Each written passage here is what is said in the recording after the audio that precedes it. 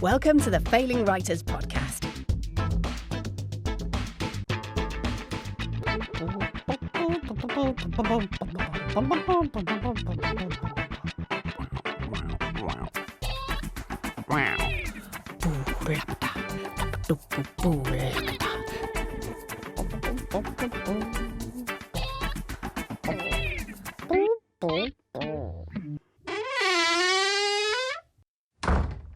There it is. That was the sound. That was a rubbish That was door. Yeah, it wasn't the best door. Sorry, was it? can we have another door?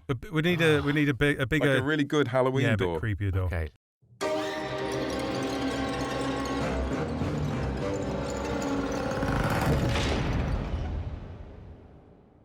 That was yes. the That's sound, a better door. wasn't it? That was the sound of a competition closing. Ladies and gentlemen, the Failing Writers Halloween flash fiction writing competition is closed. Do not enter. Your entry will not count.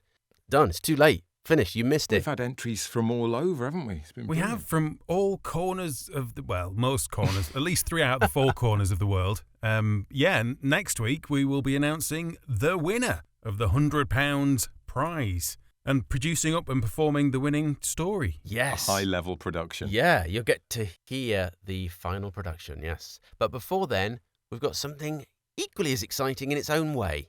An interview. I said that in quite an upbeat way. You did go a bit children's presenter there, yeah. Because Adam Bushnell, who we've got coming on, is a children's author.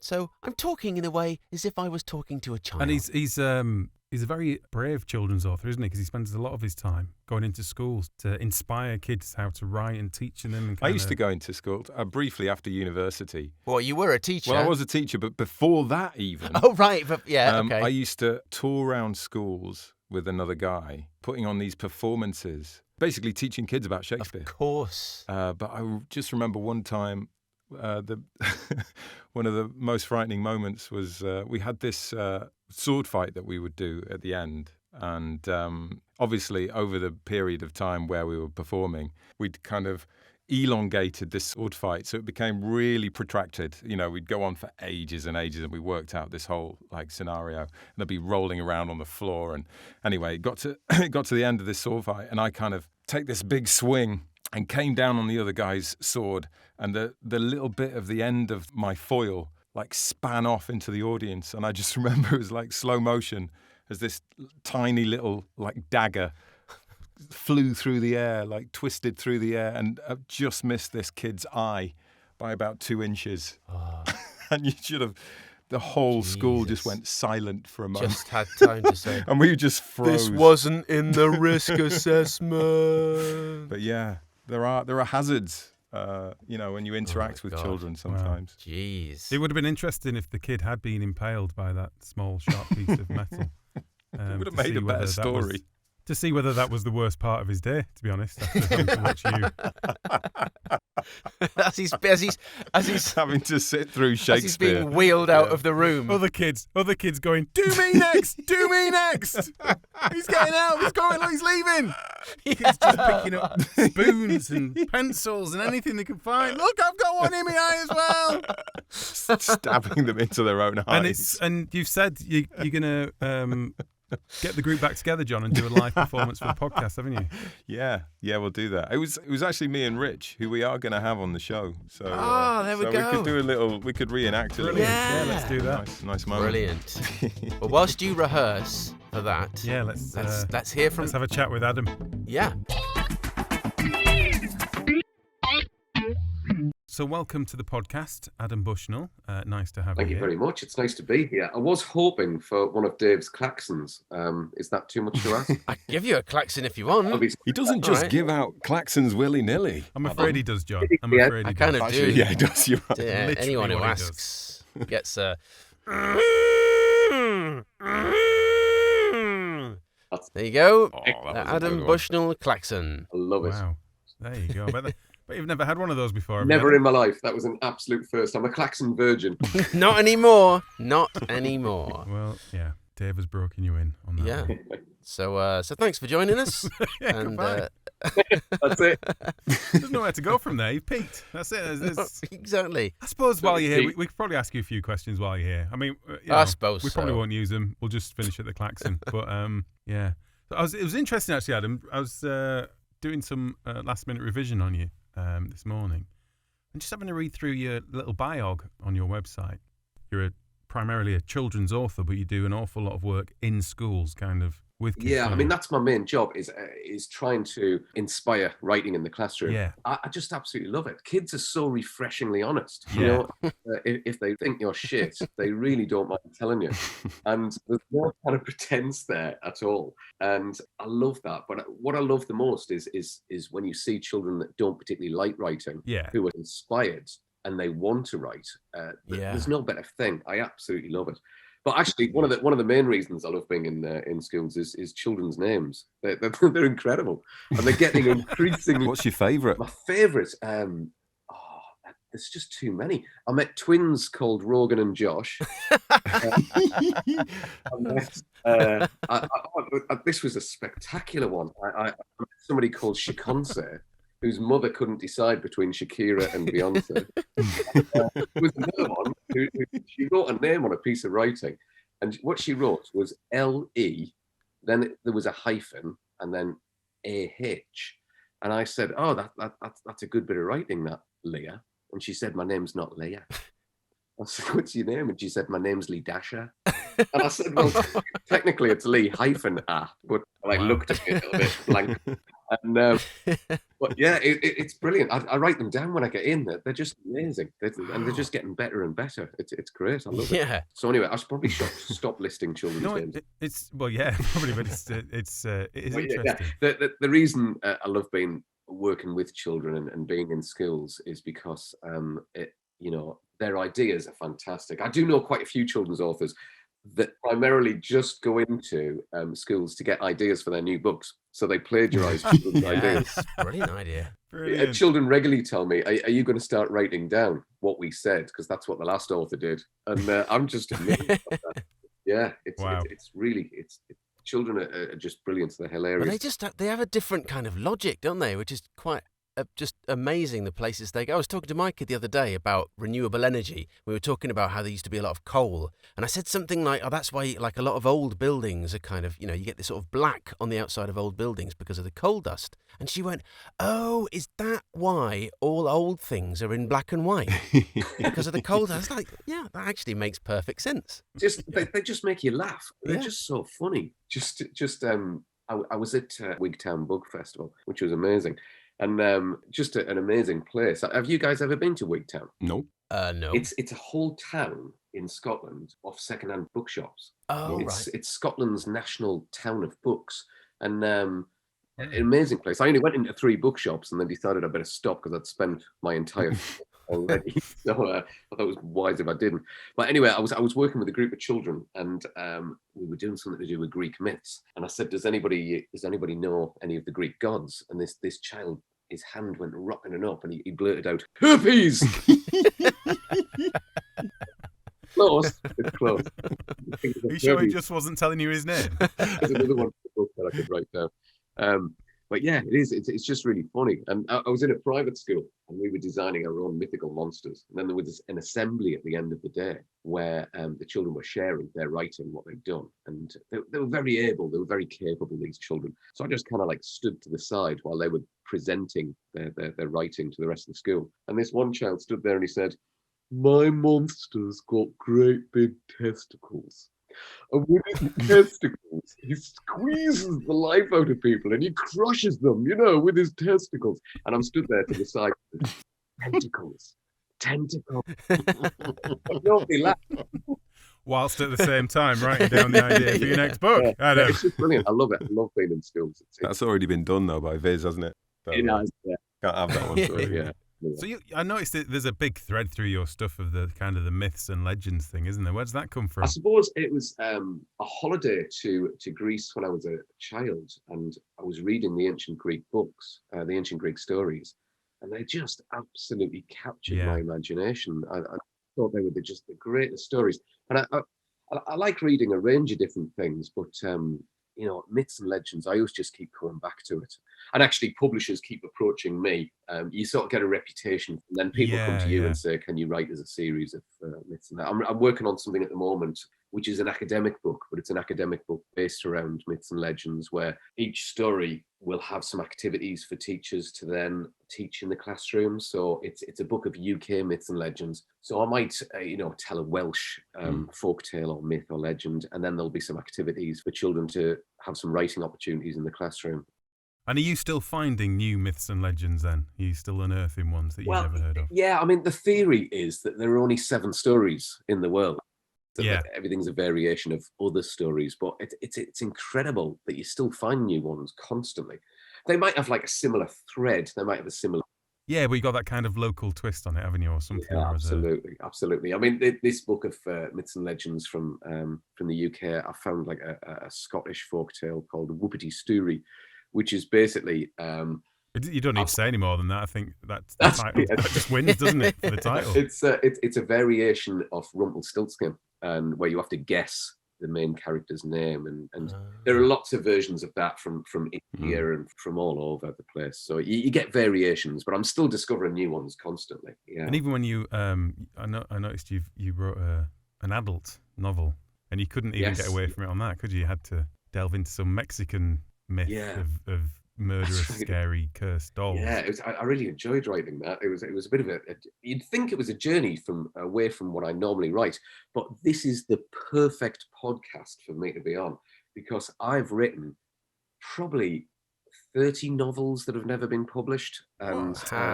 that's the stuff we want to know about. Yes. I remember writing. I was published about 14 years ago now. And it was a book of short stories. And the same publishers approached me and said, "Have I written any novels?" And back then it was all paper submissions. So you had to submit a great big printed out wodge of a submission that you would then post. Yeah. And you also had to put in return postage in there as well, so they could send it back to you with comments on. Right. And this was my first ever novel, and I was quite excited about it. It was a novel that I wrote while I was still teaching. And I'd read it to my class, and they told me it was great, and I think they were just being kind to me, really. I said earlier on about children being honest, but when you've got they're very honest with strangers. When you've got your own class, they can be quite loyal and tell you that you're great all the time. Yeah, we love it, sir. Yeah, it's brilliant. Yeah, it's brilliant. As they're sitting in their happy place thinking about something else. And so anyway, shut up, Jocelyn! Exclamation mark. Pronounce punctuation again.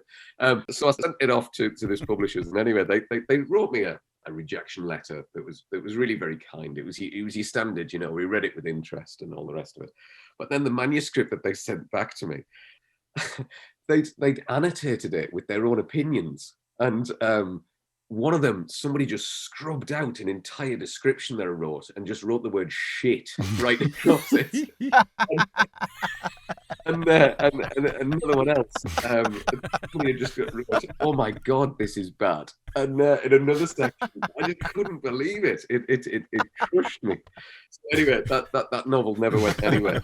Well, there's other books that I've written that I think are quite good, but that clearly the publishers don't think that they are. And I'm sometimes surprised by what gets published and what gets rejected. I'm sometimes amazed by some of the things that I've got in print that do quite well, and then some of the things that they've knocked back. I mean, there was an agent down in London, obviously I'm not going to say which agent, so I submitted a novel, a young adult novel, where it had a myths and legends sort of theme to it, and they got like super excited about it. They said, "We need you to come down to London to talk to us. This is something that we all think is quite special." So I booked a train and I booked a hotel, and I thought I'd make a bit of a thing of it, So I went down to this agency, and they said, it needs a bit of work, it needs a bit of rewriting, but we think at this agency that this could be Hunger Games big. We'll have a Hollywood movie attached to it. We know it when we find a novel like this, and your novel is it. So we'd like you to go away after this meeting and redraft certain sections of it, and then and send it back to us. So I was so excited about this. This was like oh, I'm going to have made it. So anyway, Sounds I great. went home and I rewrote it and then resubmitted it. And they sent me a very curt email basically saying, yeah, we don't like it.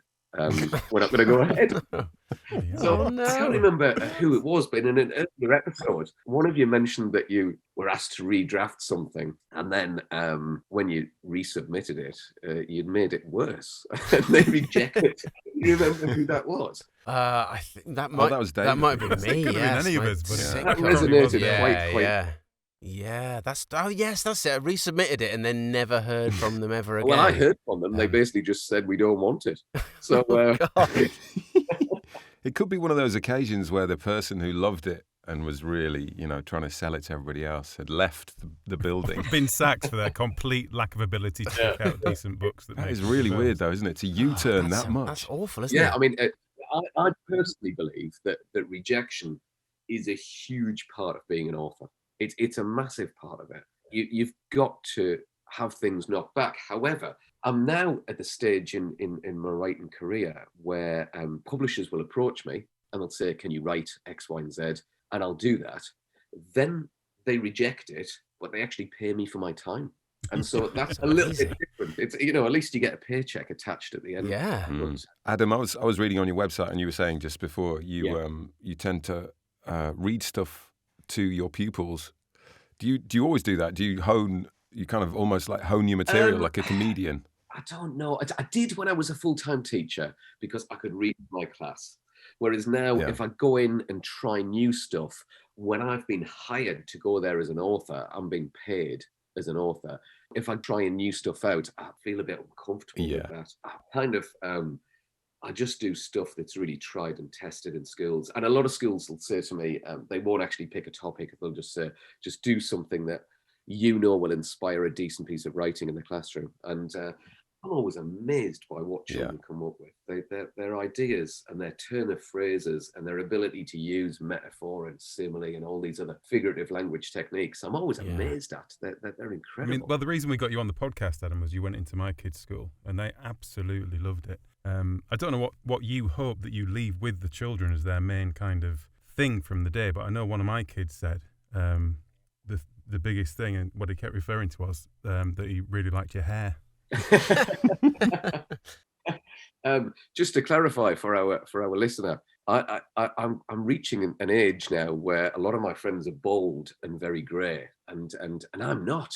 And to celebrate it, I've kind of adorned almost like a footballer's hairstyle, where it's quite, it's long on top and slick back, but shaved on the sides. And I get told every day in schools, I like your hair. It's the only thing that I seem to leave behind. Not a love of reading, a love of writing, but we had that bloke and he had quite good hair. But I mean, do you get long-term feedback on, because you must revisit the same schools and stuff, about sowing? Yeah, those I am seeds? very very lucky that I returned to schools. But this Wigtown Book Festival came about because one of the main organisers, who now lives in Wigtown, used to live in Spennymoor in County Durham. And I went into his school when he was little, and he remembers me and got me into the festival. Full circle. Wow. We need someone to come and talk about hair at this thing. I know someone who's got amazing hair. In a place called Wigtown. It's all coming together, isn't it? The hair theme.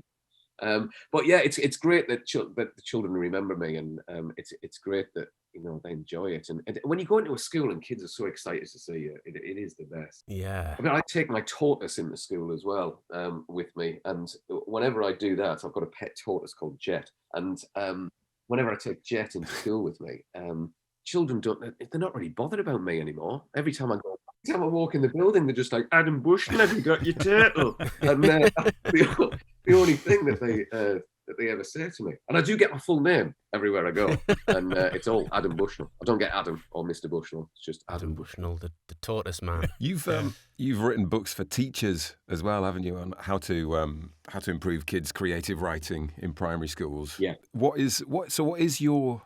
Do you have like a particular philosophy on how you go about doing that? I mean, children, they need a bit of structure and they need lots of modelling. I think if teachers model writing, if teachers become writers themselves, I think that helps with the teaching of writing. So on Friday this week, I'm running a teacher training course, which will be all about how we as teachers should be modelling writing, and I'll have the teachers writing in that lesson. And a lot of teachers are frightened of writing, and they certainly don't want to write live in front of children, you know, in case they make a mistake or look foolish somehow. But actually, you know, if we show children that we're learning as writers all the time, then I think it encourages them to be writers. I think when you write with and for children, it makes them be less terrified of the process. And it's and I get it. Writing is scary, and writing is difficult, and it's hard to do. Yeah. But for me, the biggest thing that I say to teachers is to make reading a priority in the school. Yeah. That reading is so important for children for lots of different reasons, but mainly that a child can find out what it's like to be somebody else. That they can find out what it's like being in a different country or in a different world or a different universe. It allows them to climb inside the mind of characters in books and allows them to see things from their perspective. And there it's teaching children empathy, which is the main thing that we want for children, is for them to be empathic human beings, you know? So I always say to teachers that reading is breathing in and writing is breathing out. You can't have one without the other. They're entirely symbiotic. So you've got to make reading a priority in your school if you want children to be good writers, and that's at the heart of these academic books. I used to get a bit frustrated when my kids were at primary school because there seemed to be so much emphasis on spag at the time. I don't know if that's changed now, but they'd write these brilliant stories, and then they always used to come back with all these lines through correcting the spelling or the grammar. And I used to think they're going to learn how to spell at some point. You know, surely it's better just to sort of focus on the story and give them a sense of the joy of writing. And I don't know. I swear I think it might have sucked some of their enthusiasm out of the whole process. Do you find that's the same thing? Or it's 100%. I mean, my two latest books are about spag, and I'm trying to make spag exciting. The two books are a part of a Descriptosaurus series that I've started writing for. I didn't create Descriptosaurus. It was created by wonderful Alison Wilcox, who's just been like my writing mentor. She's amazing. And she's allowed me to come in on this series of Descriptosaurus books. Actually, that's a great way to get published, is you basically make friends with somebody and don't leave them alone until they allow you to write with them. The Descriptosaurus is such an amazing resource for teachers. It's the best idea. I'm like evangelical about it in schools. And so the two latest Descriptosaurus are entirely about spag, and it's because it's such a priority for teachers. And the reason being is that that seems to be the government priority. Well, that's the thing, isn't it? For the teacher, that's the kind of metric that they're going to get tested on, isn't it? I mean, so, spag, it's shame, just really. so dull. It's just so boring. It is. And these books that I've got, I try to make it more exciting. So the theme for one of them is, instead of the gingerbread girl, it's the ninja bread girl. So I've made like ninja references all the way through to try and make spag exciting. And the other one's a pirate Descriptosaurus, because pirates are fun.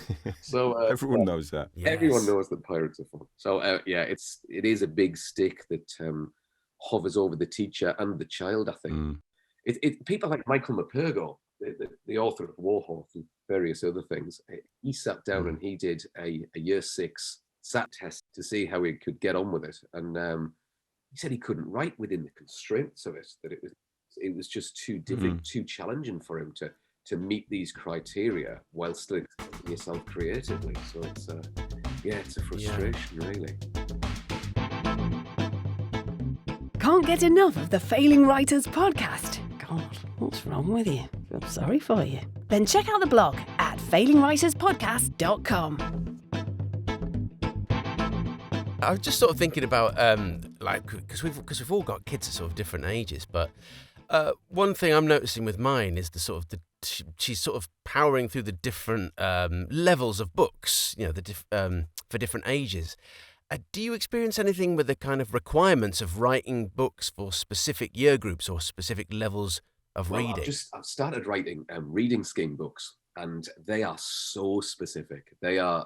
It's a case of it has to have a certain number of words in the sentence, certain spelling themes. It has to avoid certain types of language. When I first started writing those, I found it super difficult because I felt that I was having my creativity stifled. And Yeah. then after a while, I just kind of like, I just got into it really. I just treated it like a discipline for writing. I wouldn't want to write like that all the time, but I can do it now.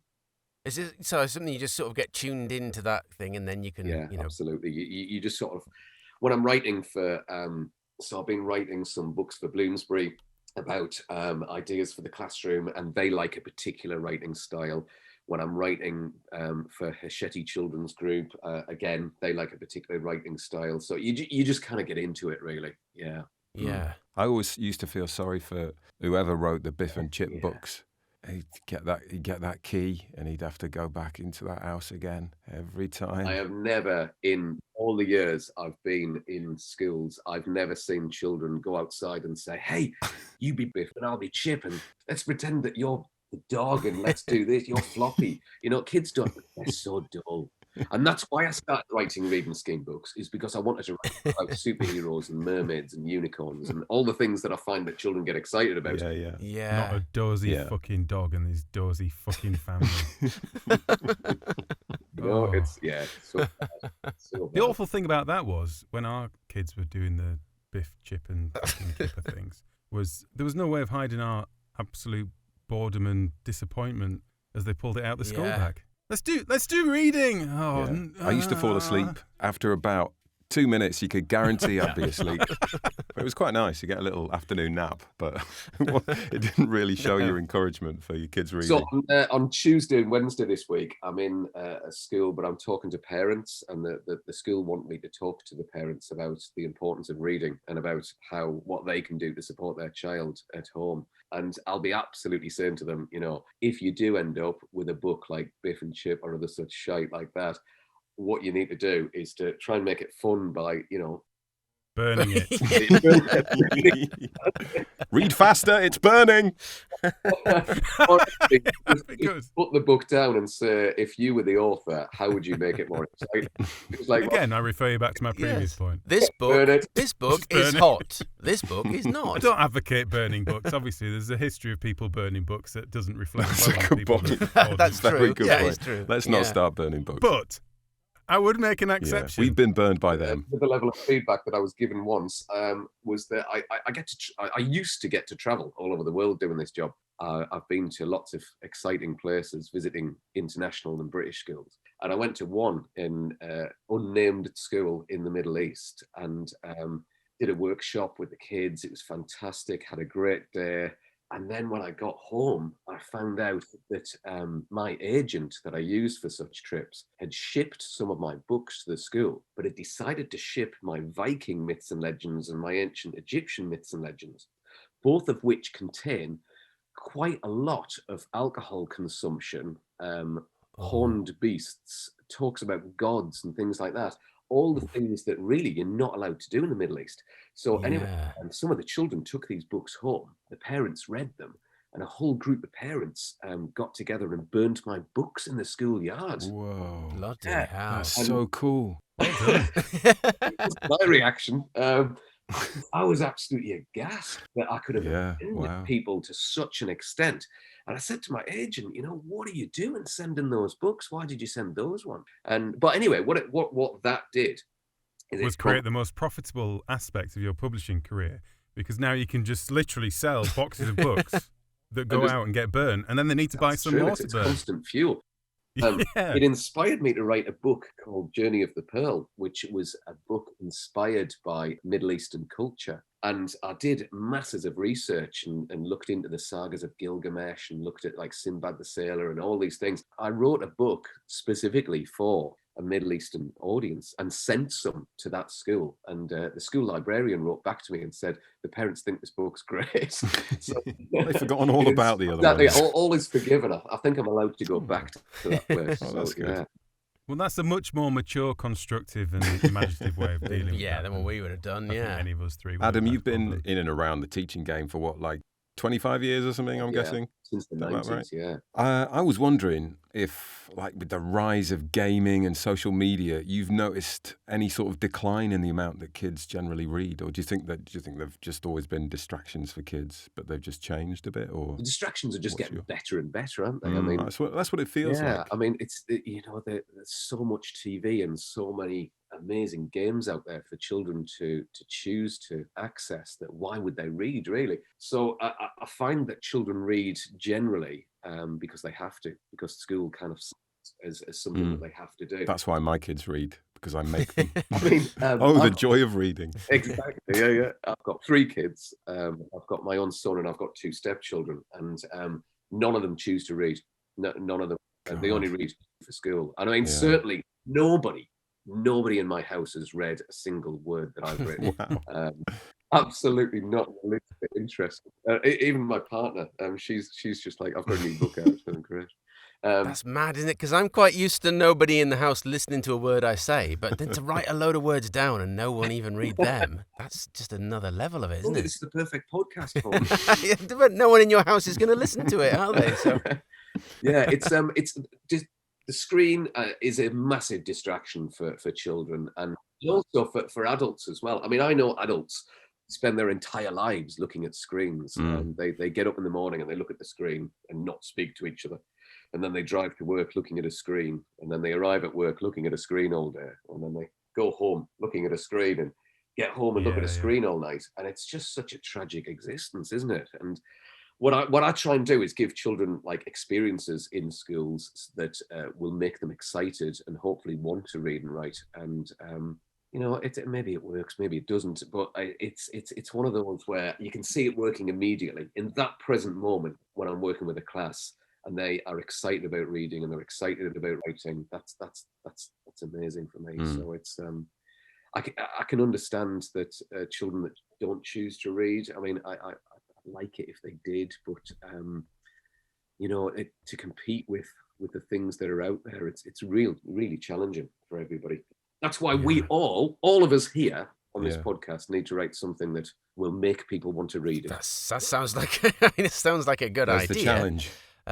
Steady on, Adam. Steady on. Well, I think we should set ourselves that challenge, chaps, at some point. To write something that somebody wants to read. I mean, Yeah. why break the habit Not of a quite lifetime? that generally. No. It's a children's story, I was thinking. We need to... that should be our next task, Yeah, shouldn't it? I think absolutely, yeah. Yeah.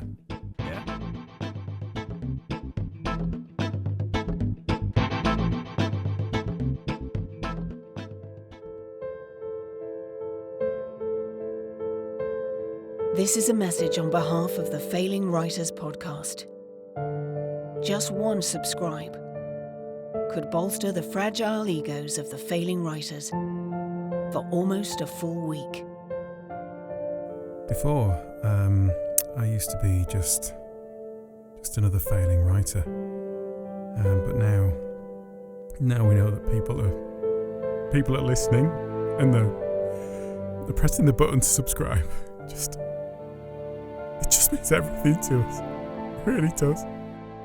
So please, give generously and hit that subscribe button now. Thank you.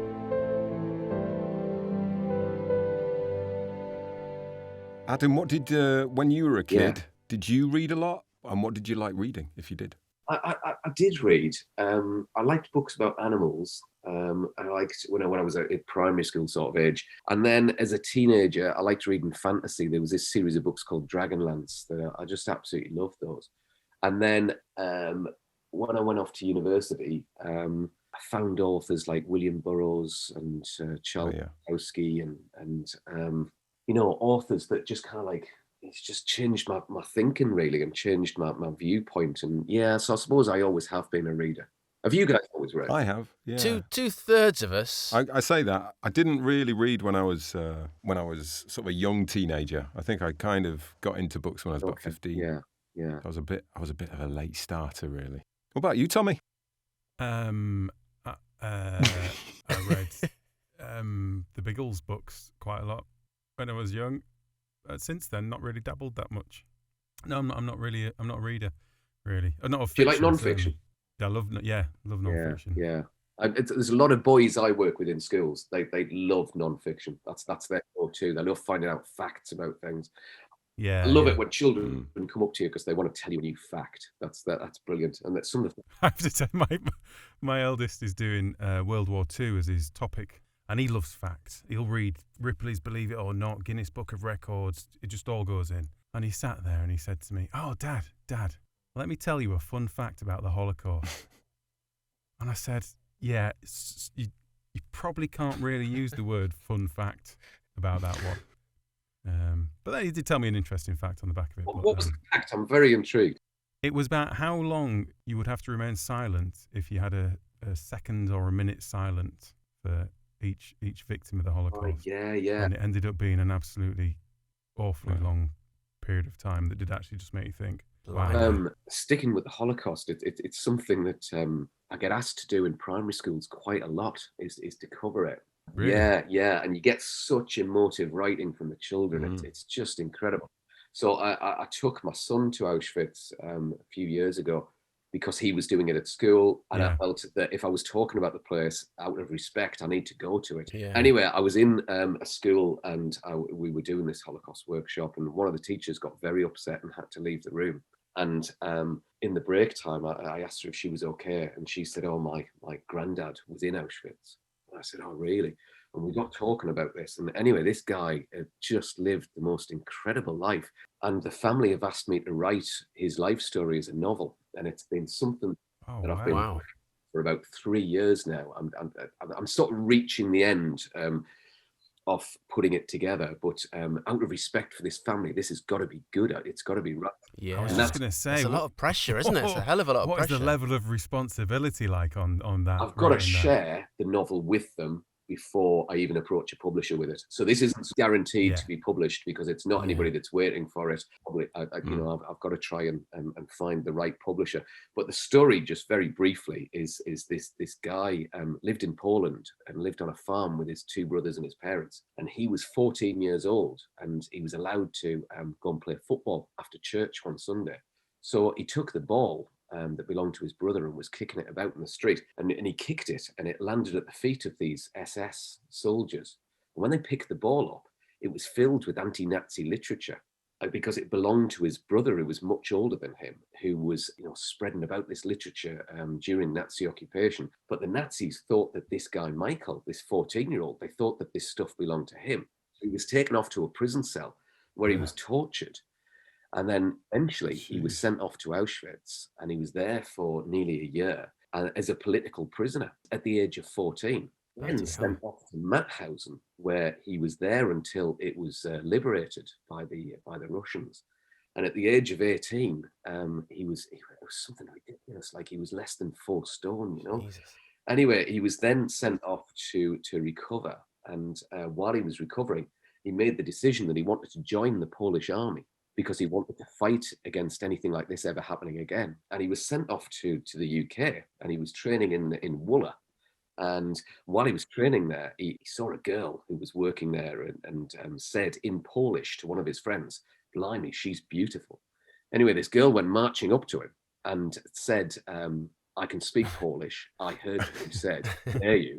And they were married 2 weeks later. So he decided to stay in the northeast of England. And he got a job down the coal mine. And while he was in the coal mine exploded and collapsed. And he was the only survivor. What? And his life is just constantly just filled with these incredible stories of survival. So that's the book that I'm currently writing, along with the sort of stuff that if you put it in a fiction book, people would just go, that's too far-fetched, that, isn't it? No one's going to believe that. Is that a kid's book, Adam?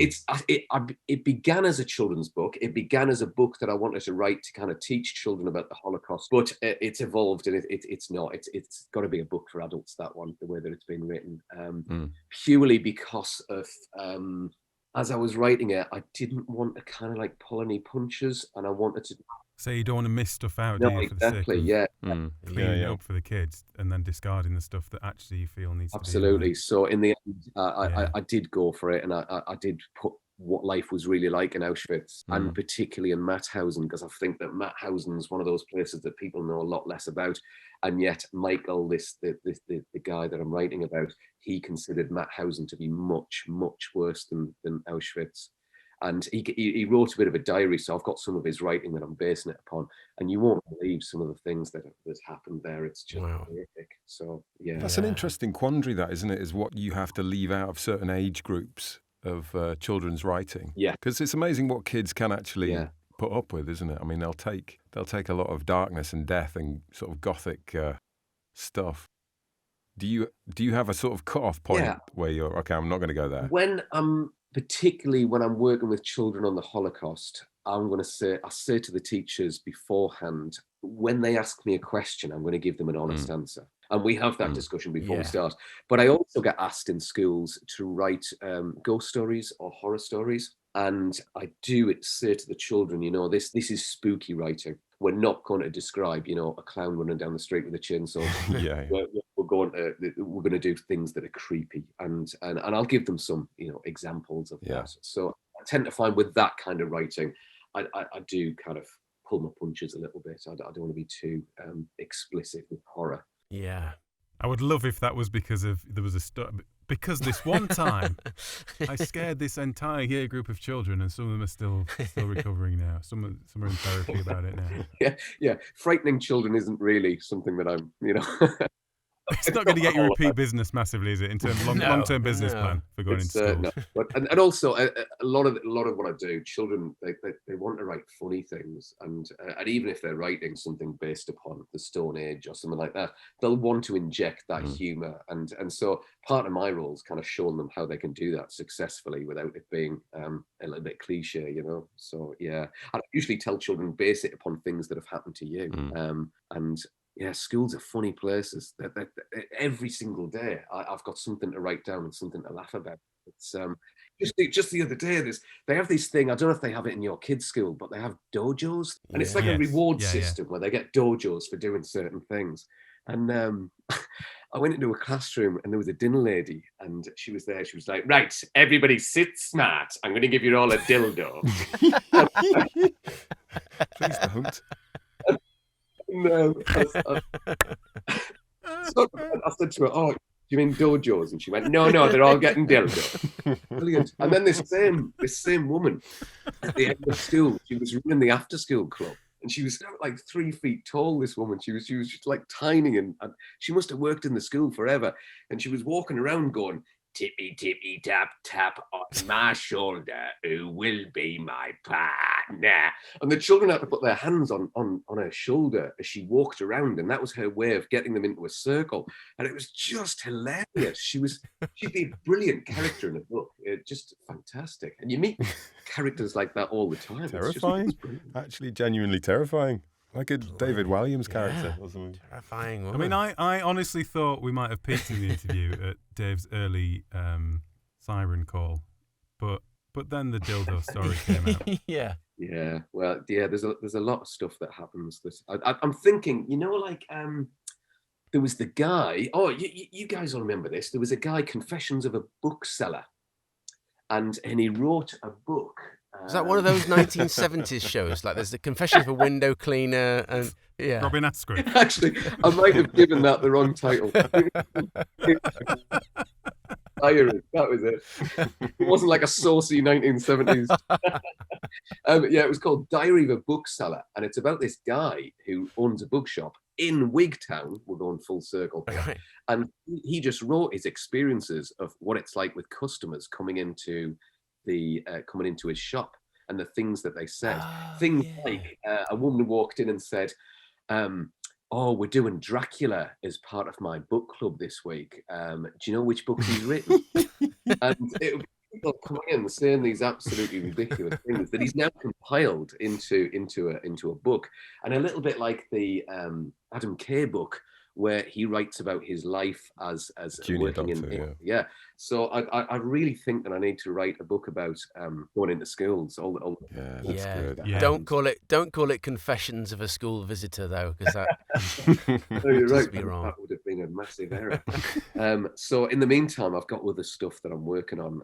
I've got some I've got a second edition of one of my academic books that I've got to get writing. And I'm writing for a company called Fiction Express at the moment as well, which is where you write a chapter and it goes online, and then the children who are reading it decide what happens next. You give them 3 options. Okay. Cool. Trying to getting children into reading because they feel they've got a little bit of ownership over the process, and I'm quite enjoying doing that. But there's a forum on the website where I pose questions, and then children, they put responses into it. And I was just reading the forum just before we started this podcast, and one of them, I said, it's a Viking story that I'm currently writing, and I said, what mythical monster do you think should appear in the story next? And I gave a couple of options.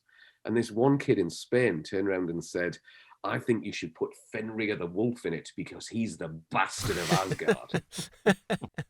I thought, oh, that's a great idea. I'm not sure if I'll be allowed to use that one, but yeah. No, yeah. It would be good though, wouldn't it?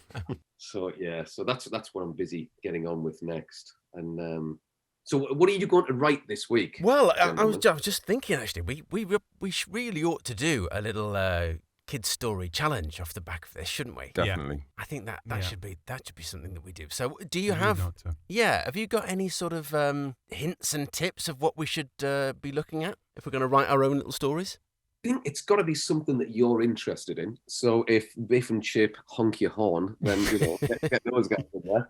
But I think it's got to be something. I think children, they can spot a fake. They can spot when somebody doesn't know what they're talking about. If they're reading a book about I don't know, the Egyptians or something like that, if somebody's just kind of like winging it and putting stuff in there for the sake of it, I think children can spot that quite easily. I also think you need to be concise and just tell the story. If you've got a story in your head, then you tell it. And don't deviate too much. Children, and I find that children get description quite well. There's always displays in classrooms that says "said is dead." Don't use the word "said."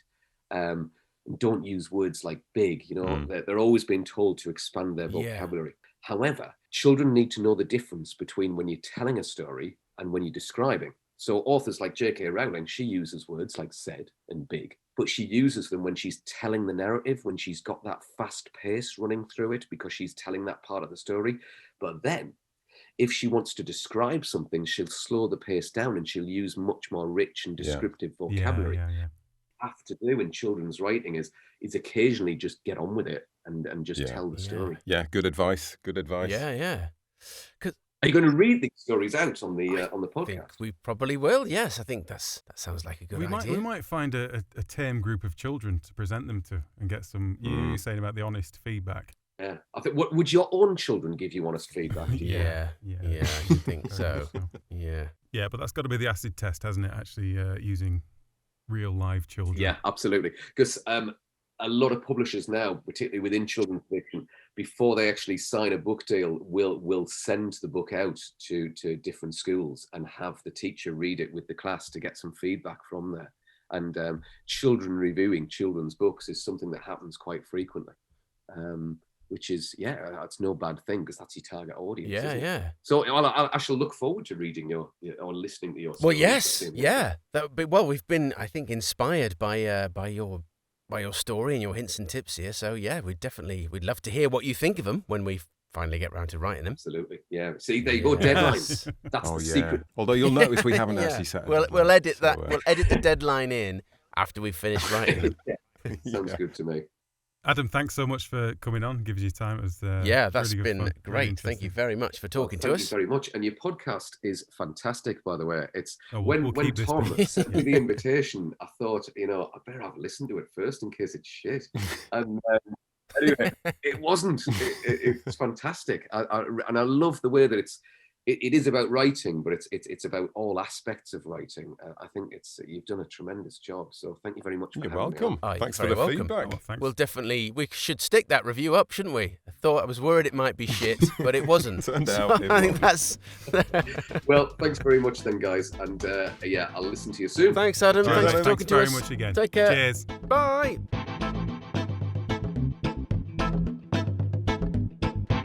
So, well, that was lovely, wasn't it? That was excellent. Very lovely. What a lovely man. Yeah, he can. His enthusiasm It is quite infectious. Is brilliant, yeah. isn't it? You see why kids love him going into school. Absolutely. Not just because of his haircut, obviously, but because of that kind of inspirational. And you do remember, don't you, from like teachers or people that came into school, not when they were doing Shakespearean stuff, that was rubbish. No. Dangerous, if anything. But when those little contacts you have when you're a kid, that just those little sparks Yeah. that can really stay with people for the rest of their life. Definitely. It's quite fulfilling in that sense. Very It's much other so. the people who come into your school that you remember. Most of them just drift, and you never think of them again. I can remember one guy who came in to talk about, basically instruct us in the lead up to Christmas not to use the abbreviation Xmas. Wow. It was quite a Yeah. religious talk, I'm guessing. It turned into one, Yeah. It started off talking about algebra and how in algebra, that's how they say it. That's how they say algebra in my neck of the woods. In algebra, X is the unknown factor, and Christ our Lord was not an unknown factor. So when you write Xmas, you're writing unknown factormas. And that's not quite what he had in mind. And that's not quite right, no. He didn't die on the cross to be named a cross. So, but he made a big impact, obviously. He did, probably Do you because still remember he that? had his hands in his pockets throughout the whole thing and was moving them in quite an Wow. animated way. But And that was partly that's what. what's And so, stick in the memory. Bairdy, do you use the term Xmas I don't now? think I've ever said the word Xmas until just now. Dave has been scarred for life. It's him, so he doesn't actually use any words beginning with X at all now. No. My Yeah. xylophone career was right out the window. You had to give that up, didn't you? Yep. Yeah. Desperately trying to think of the words begin with X. Not a lot of them, are there? No. Yeah, no, it's not Your a lot. career at If I- Xerox didn't last that long. I don't know how. No. If I break a bone, I'm screwed. So, let me ask you a question, chaps. When you were young, what books did you enjoy? Well, I think I briefly mentioned in the interview there, I did get into, I'm not a massive reader, as we established, but Biggles, I did love reading Biggles. Oh, yeah. Biggles. And I did go I didn't through really those get like into an that, absolute but- dose of sauce. wow. Yeah, a really good like boy's own kind of adventure during wartime. And what kind of age would stuff. that been? Just, That's sort of like 10, 11 kind of thing? Or 19, 20. Yeah, no, it probably was, 10, 11. Mm. Yeah, that kind of age. I kind of stopped reading, I think, when I was probably about that age, 10, 11. And my mum bought me those Choose Your Own Adventure books because she thought that would be a way to get me reading. I did quite like them. I think it worked for a while. They were quite good, but they were definitely of their time, weren't they? I remember writing one of those when I was a kid. I must have read them. Yeah, I must have got those from the library because I actually wrote Yeah, one. I think I did. It was a real complex kind of like because you have to Yeah. if that happens and then that's there and stuff. Yeah. I think it was like a murder in a hotel or something. I wrote Yeah, mine about. except mine only had like 2 different forks, and that was it. You know. That's the problem. That's mine would have been. I would have been one of those things where I thought this is a really good idea, and then I got bored. So every single choice would have just ended with, and then he woke up, and it was all a dream, as every other story that I wrote at school ended.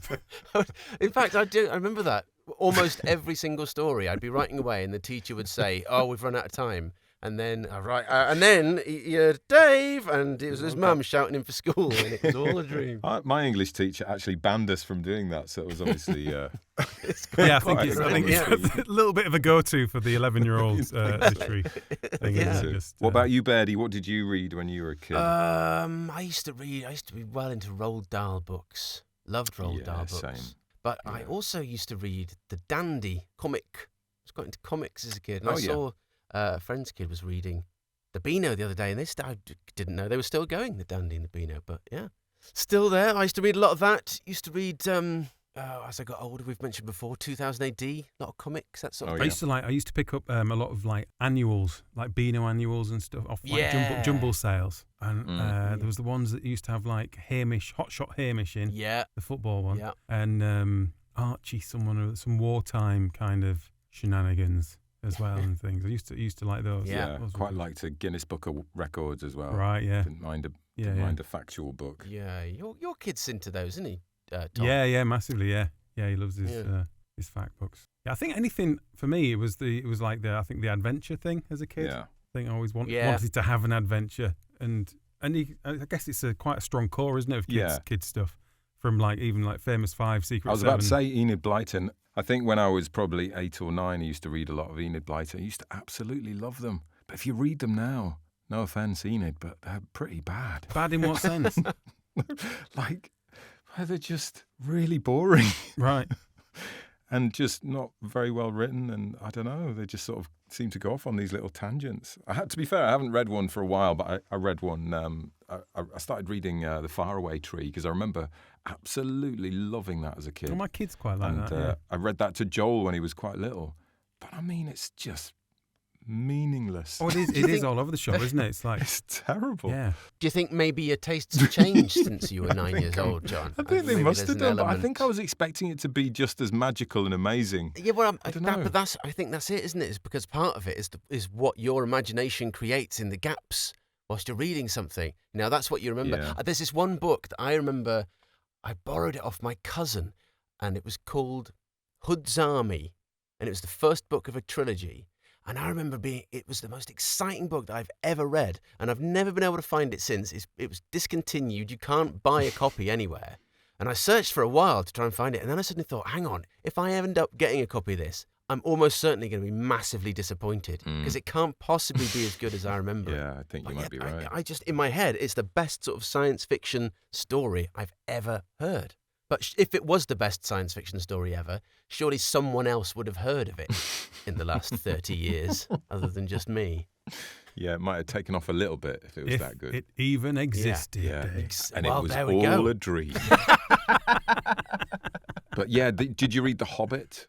Yes. Love The Hobbit. See, I got quite into them when I was, I yeah. guess, I'd started reading again whenever that was, 15. Yeah, 14, I got 15. Lord of the Rings at the library when I was about 14. There were certain books, though, that you could tell were good books, like good, very young kid books, because you actually sort of didn't mind reading them. They're quite enjoyable to read out, even when you're on number 100. The millionth version. Well, John, I was reading, I don't know if you've heard of them, the Mr. Gum books. Oh, yeah. Yeah. Jess the other week. Did you enjoy them? Yeah, very much so. Andy Stanton.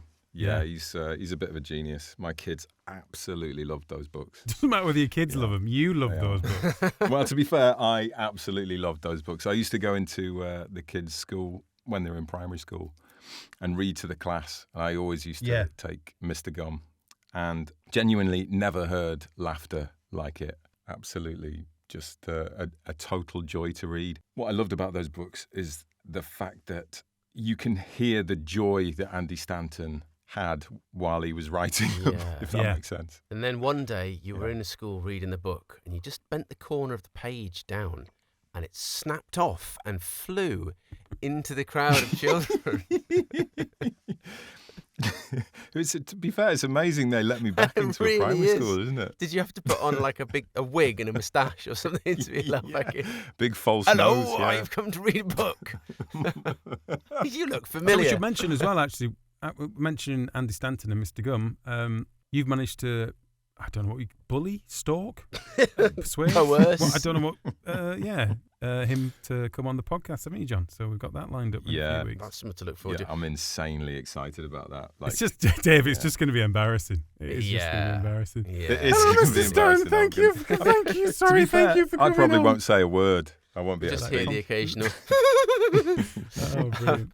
But before, I don't know if it's before then or after then that we have to write our own children's stories. I think we should speak to Andy first as well and get as many children's story perspectives as we can. That's a good That's a idea. good call. That is a good idea, yeah. And that's not just me Great procrastinating because we're doing NaNoWriMo and writing an award-winning TV comedy and We've got whatever, do it all. We have got a lot on, haven't we? So that's a good idea. Yeah, but it does make sense to speak to Andy. Although I have to say, chaps, He's already sorry, done it. but I've already outlined my plot for my book. I haven't written Oh. it, but I've outlined it.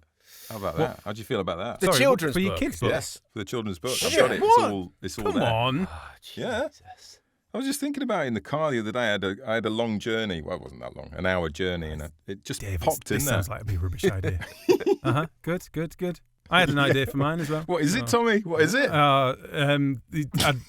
Lots of adventures happen, but then it was all To a kid.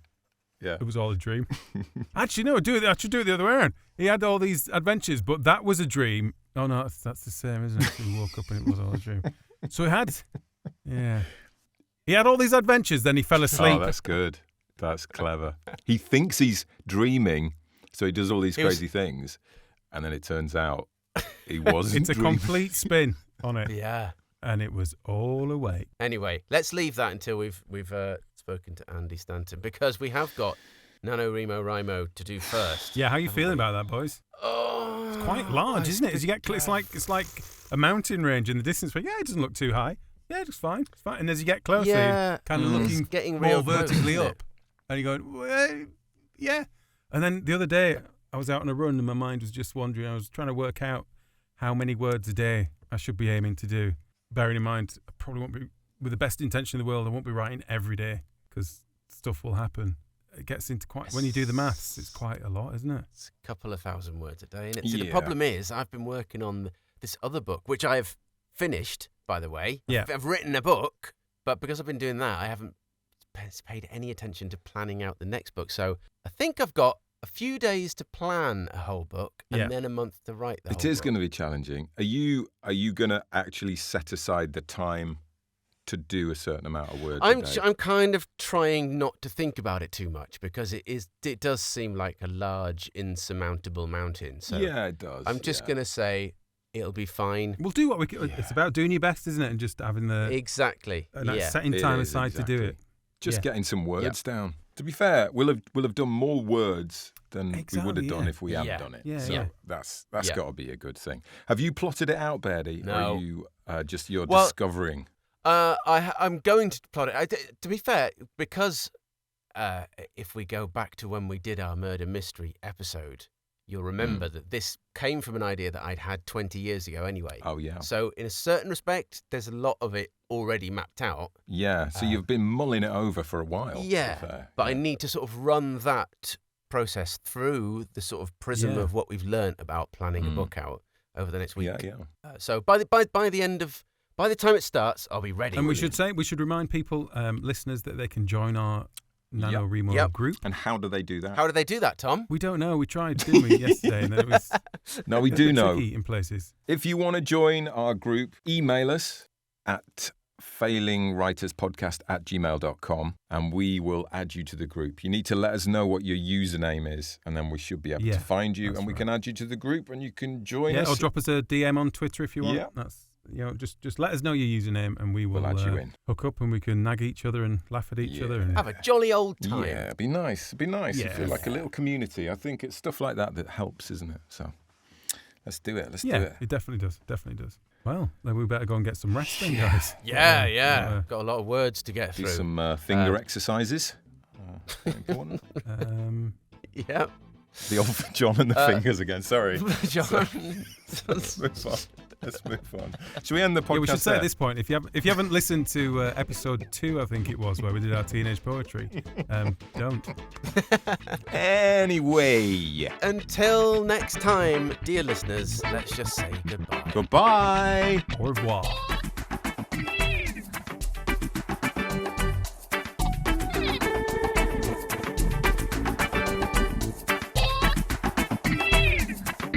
Hello. Where's everybody gone?